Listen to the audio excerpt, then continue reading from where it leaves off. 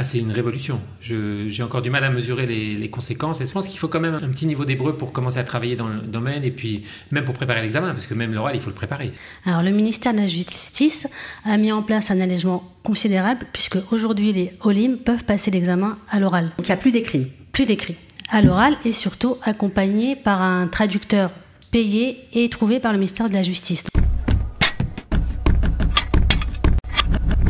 Si vous êtes agent immobilier que vous prévoyez de faire votre alia, eh bien cette émission va vous intéresser parce qu'il y a une réforme qui va vous faciliter la vie. Pour en parler, nous avons un expert, Pierre Lursa, qui est formateur en droit israélien, auteur, avocat.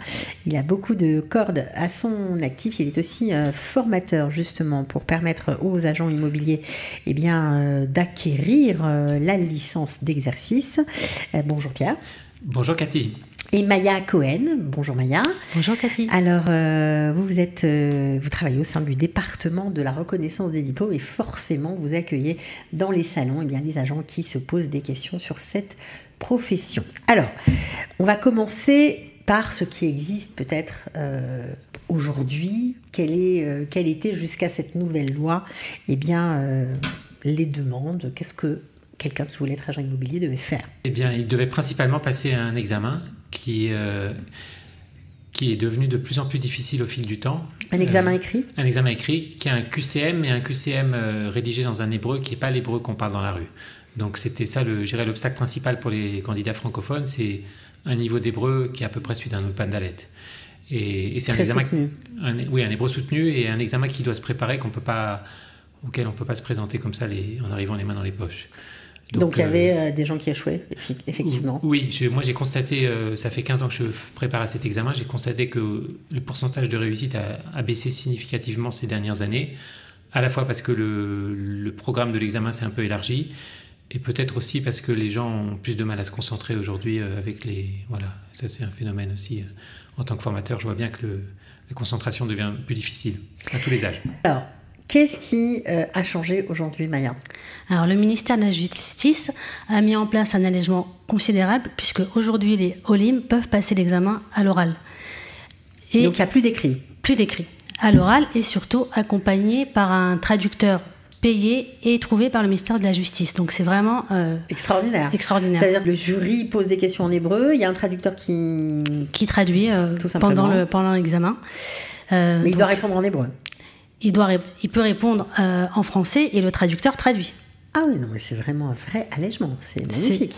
C'est une super opportunité pour les Olim qui peuvent passer cet examen et d'ailleurs qui doivent le passer puisqu'on ne peut pas être agent immobilier sans avoir la licence d'exercer en tant qu'agent immobilier en Israël.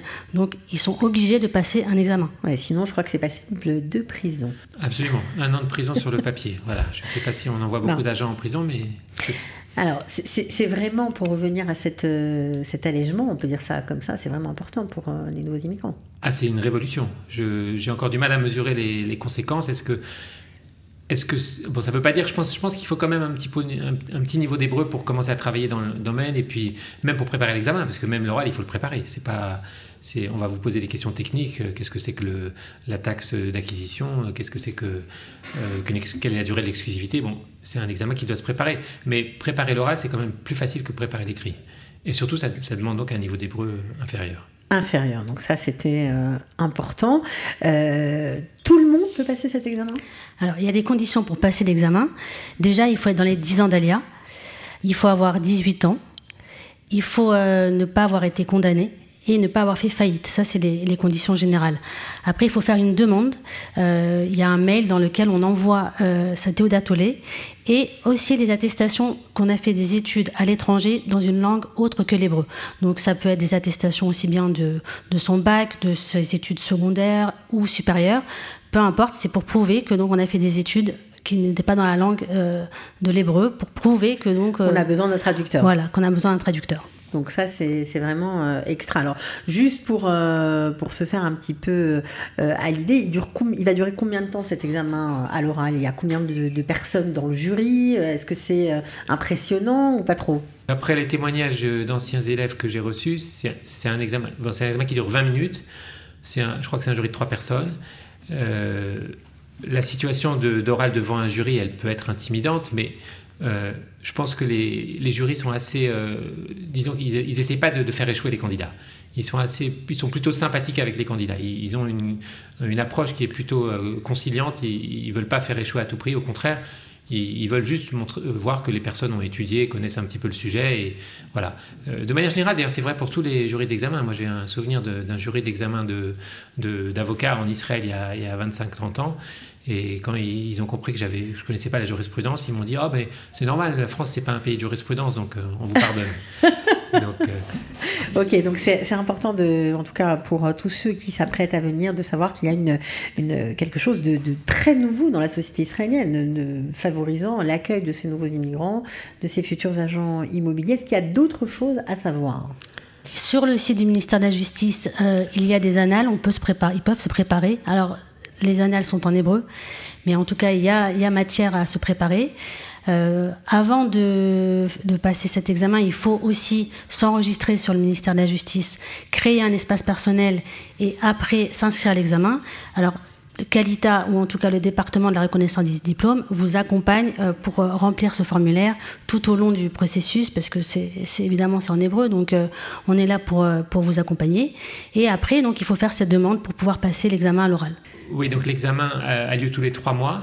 Mais il faut savoir aussi, c'est important de le souligner, que cette nouvelle procédure est en vigueur pour 1 an. C'est-à-dire que c'est une espèce de période probatoire à l'issue de laquelle le ministère va réexaminer la situation. Donc il ne faut pas trop crier victoire non plus trop vite. C'est pas pour toute la vie. Eh ben, il faut essayer d'en profiter dès maintenant. Saisir l'opportunité. La première session, c'est le 31 juillet, je crois, ou le 30 juillet. Et voilà, vous avez 1 an pour vous préparer, passer cet examen à l'oral. Et dans 1 an, on verra si ça continue. Donc juillet, pour ceux qui sont déjà arrivés, c'est important de le savoir, sinon c'est septembre, la prochaine.